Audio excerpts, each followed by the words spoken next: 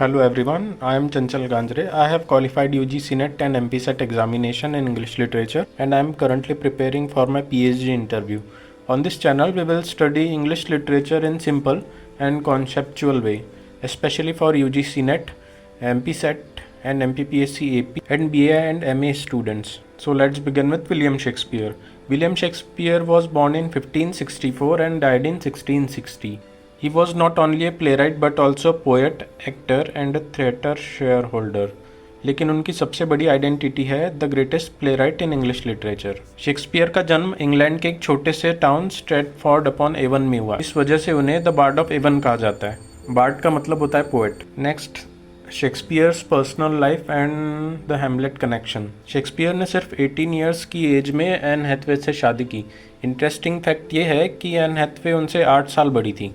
उनके 3 बच्चे थे, सुज़ैना, Judith and Hamnet.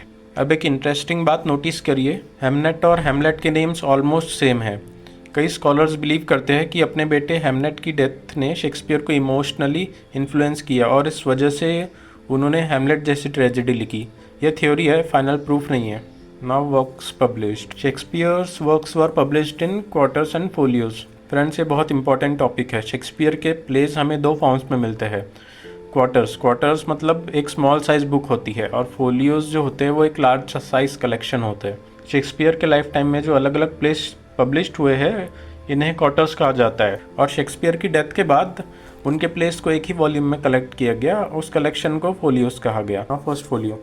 Shakespeare's first folio was published after 7 years of his death, and the full title of the folio was Mr. William Shakespeare's Comedies, Histories and Tragedies. And this folio was published by his friends John Hemmings and Henry Condell. Preface में Ben Jonson ने Shakespeare के लिए एक famous line लिखी थी, He was not for an age but for all time. इसका मतलब क्या है? ये नहीं है कि शेक्सपियर सिर्फ एलिजाबेथन पीरियड के राइटर थे। उनकी राइटिंग्स हर जनरेशन के लिए रिलेवेंट थी। आज भी हम उन्हें पढ़ते हैं और फ्यूचर में भी पढ़ा जाएगा। Now Shakespeare's works. He wrote 36 plays, 154 sonnets along with 2 long narrative poems. Traditionally Shakespeare के नाम से 36 प्लेज, 154 सॉनेट्स और 2 लॉन्ग नरेटिव पोएम्स एक्सेप्ट किए जाते हैं। उनकी 2 फेमस नरेटिव पोएम्स है Venus and Adonis, the rape of the Lucrece. Plays excluded from first folios. Pericles, 2 noble kinsmen, Edward 3। ये प्लेज जो है तीनों ये फर्स्ट फोलियोज में इंक्लूड नहीं किए गए क्योंकि इनकी ऑथरशिप्स को लेकर डाउट था और ये कोलैबोरेटेड वर्क्स थे। Next, the tragedy of Hamlet, Prince of Denmark. अब हम शेक्सपियर की सबसे फेमस ट्रेजेडी पढ़ने वाले हैं, हेमलेट। ये सिर्फ एक रिवेंज स्टोरी नहीं है बल्कि साइकोलॉजिकल, फिलोसॉफिकल, मोरालिटी और ह्यूमन इमोशंस को लेके मास्टरपीस है। एग्जाम पॉइंट ऑफ व्यू से भी हेमलेट बहुत ज़्यादा इंपॉर्टेंट है। UGC net, set, MPPSC, AP, BA और एमए में इस प्ले से बहुत से क्वेश्चंस पूछे जाते हैं। अच्छा, आप लोग पहले कुछ ये बेसिक फैक्ट्स याद कर लो हेमलेट को लेके कि शेक्सपियर का लॉन्गेस्ट प्ले है। इसका full title the tragedy of Hamlet, Prince of Denmark एक ट्रेजेडी है और इसका सोर्स जो है थॉमस कीट का यूर हेमलेट है। तो हम लोग कुछ कैरेक्टर्स को समझ लेते हैं। यह है किंग हेमलेट, डेनमार्क के किंग। इनकी वाइफ है क्वीन गर्ट्रूड और इनका बेटा जो है वो प्रिंस हेमलेट है जो हमारा ट्रेजिक हीरो है। अब यह है क्लॉडियस। क्लॉडियस किंग हेमलेट का भाई है और हेमलेट का अंकल है। किंग हेमलेट की डेथ के बाद क्लॉडियस किंग बन जाता है और गर्ट्रूड से शादी कर लेता है। यही से स्टोरी शुरू होती है। अब दूसरी फैमिली देखते हैं। यह पोलोनियस जो किंग का शेफ काउंसलर है। इसके 2 बच्चे हैं, फर्स्ट ऑफिलिया और सेकंड लोरेशियस। ऑफिलिया हेमलेट से प्यार करती है, लोरेशियस जो है उसका भाई है। Next, Horatio. ये है होरेशियो, हेमलेट का बेस्ट फ्रेंड है।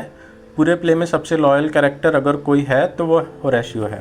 स्टोरी का मेन प्लॉट जो है यहाँ से शुरू होता है जब हेमलेट को घोस्ट दिखता है। एक रात किंग हेमलेट का घोस्ट आता है। घोस्ट हेमलेट को बताता है कि बेटा, मेरी नेचुरल डेथ नहीं हुई थी, मुझे क्लॉडियस ने कान में पॉइजन डालकर मारा था।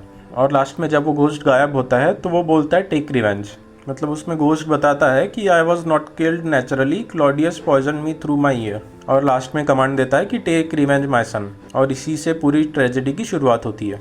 अब हम हेमलेट की एक्चुअल स्टोरी सुनते हैं। इस स्टोरी को ध्यान से सुनिए क्योंकि इसमें ऑलमोस्ट सारे इंपॉर्टेंट कैरेक्टर्स और थीम आ जाती है। सबसे पहले डेनमार्क के जो किंग होते हैं, किंग हेमलेट की डेथ हो चुकी होती है। उनकी डेथ के बाद उनका भाई क्लॉडियस डेनमार्क का न्यू किंग बन जाता है और सिर्फ किंग ही नहीं बनता, वो हेमलेट की मदर गर्ट्रूड से शादी भी कर लेता है।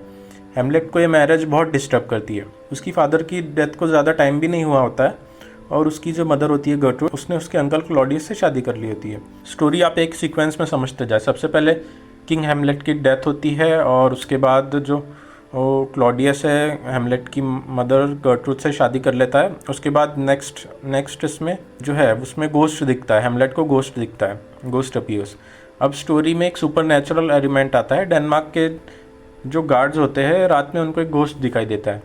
हेमलेट जब गोस्ट को देखता है तो गोस्ट उसे एक शॉकिंग ट्रूथ बताता है। गोस्ट एक्चुअली जो होता है वो हेमलेट के डेड फादर किंग हेमलेट का होता है। गोस्ट हेमलेट से कहता है कि मेरी डेथ जो है वो नेचुरली नहीं हुई थी, मेरा मर्डर किया गया था। और मर्डरर कौन है? क्लॉडियस। क्लॉडियस ने किंग हेमलेट के कान में पॉइजन डाल के उसका मर्डर कर दिया था। गोस्ट जो है वो हेमलेट से कहता है कि रिवेंज माई मर्डर, यानी मेरे मर्डर का बदला लो। यहाँ तक आप स्टोरी समझ गए होंगे। सबसे पहले किंग हेमलेट के मर्डर हो जाता है, उसके बाद डेनमार्क में किंग हेमलेट का गोस्ट दिखता है। उसके बाद जो है हेमलेट जो है रिवेंज लेने का प्लान बनाता है। अब हेमलेट के पास एक मिशन आ जाता है, लेकिन हेमलेट जो है इमीडिएटली क्लॉडियस को नहीं मार सकता। वाई? बिकॉज हेमलेट एक थॉटफुल और फिलोसॉफिकल कैरेक्टर है। वो पहले कंफर्म करना चाहता है कि गोस्ट जो कह रहा है वो सच है या नहीं है। इसलिए जो है हेमलेट डिसाइड करता है कि वो मैडनेस की एक्टिंग करेगा। इसको शेक्सपियर के प्ले में कहा गया है एंटिक डिस्पोजिशन, यानी हेमलेट जो है एक्चुअली मैड नहीं होता है, वो मैड होने का नाटक करता है, ऐसा प्रिटेंड करता है कि वो मैड हो गया है। अब हेमलेट एक ब्रिलियंट प्लान बनाता है। वो एक्टर्स को पैलेस में बुलाता है और एक प्ले परफॉर्म करता है। इस प्ले का नाम कॉमनली माउसट्रैक कहा जाता है और इसमें मर्डर ऑफ गोंजागो नाम का एक प्ले परफॉर्म होता है। इस प्ले में एग्जैक्टली वही सिचुएशन दिखाई जाती है। एक किंग को उसका जो रिलेटिव होता है वो पॉइजन दे के मार देता है और उसकी वाइफ से मैरिज कर लेता है। हेमलेट का पर्पस सिंपल है, he wants to catch Claudius reaction. और जैसे ही मर्डर वाला सीन आता है क्लॉडियस डिस्टर्ब हो जाता है और प्ले छोड़कर चला जाता है। अब हेमलेट को कॉन्फिडेंस आ जाता है कि ghost was telling the true, Claudius is the murderer. अब एक और टर्निंग पॉइंट आता है। अब ट्रेजेडी जो है और कॉम्प्लिकेटेड हो जाती है। हेमलेट अपनी मदर गर्ट्रूड के रूम में जाता है। पोलोनियस सीक्रेटली कर्टन के पीछे छुपकर उनकी कन्वर्सेशन सुन रहा होता है। हेमलेट को लगता है कि कर्टन के पीछे क्लॉडियस छुपा है। वो स्वॉर्ड से अटैक करता है और पोलोनियस की डेथ हो जाती है। इंपॉर्टेंट पॉइंट ये है कि पोलोनियस जो है उसको हेमलेट ने इंटेंशनली नहीं मारा था, ये लार्जली एक्सीडेंटल किलिंग थी। अब पोलोनियस की डेथ का सबसे बड़ा इम्पैक्ट किस पर पड़ता है? ऑफिलिया पर। ऑफिलिया ऑलरेडी इमोशनली डिस्टर्ब है बिकॉज हेमलेट उसे प्रॉपरली एक्सेप्ट नहीं कर रहा।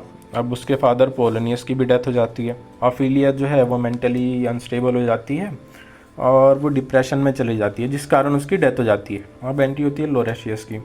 लोरेशियस पोलोनियस का बेटा और ऑफिलिया का ब्रदर होता है। जब उसे पता चलता है कि उसके फादर की डेथ हो चुकी है और उसके सिस्टर की भी डेथ हो चुकी है, वो फ्यूरियस हो जाता है और वो हेमलेट को टारगेट बना लेता है। और क्लॉडियस जो है हेमलेट का अंकल, वो जो है लोरेशियस के एंगर का एडवांटेज उठा लेता है। वो लोरेशियस के साथ मिलकर हेमलेट को मारने का प्लान बनाता है।